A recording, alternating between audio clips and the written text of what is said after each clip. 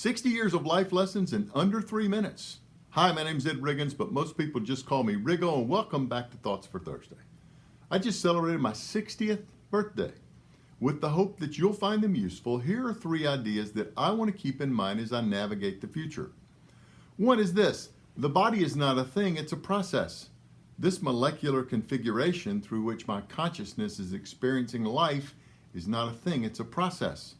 I'm only one among the 7.6 billion inhabitants of this 4.5 billion year old spinning rock that's hurtling through space.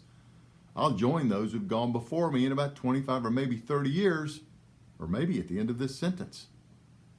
The only rational response to this harsh reality is an emotional one, which leads to my second idea.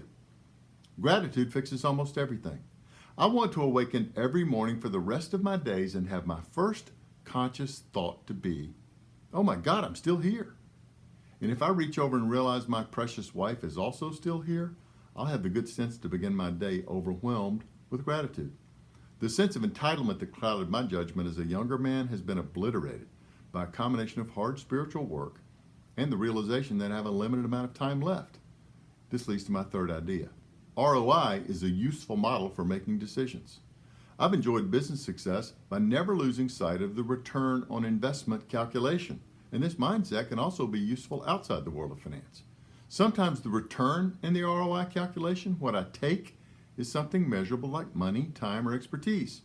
Often, though, I take something immeasurable, like the satisfaction that comes from serving others, the joy of being known, or the opportunity to grow. Sometimes the investment in the ROI calculation, what I bring, is something measurable like money, time, or expertise. Often, though, I bring something immeasurable like presence, humor, or maybe a little wisdom. This mindset helps me to allocate the most precious of my resources to the 2 things that matter to me most: mutually beneficial relationships and meaningful conversations. Other things that might distract me just have to fall away.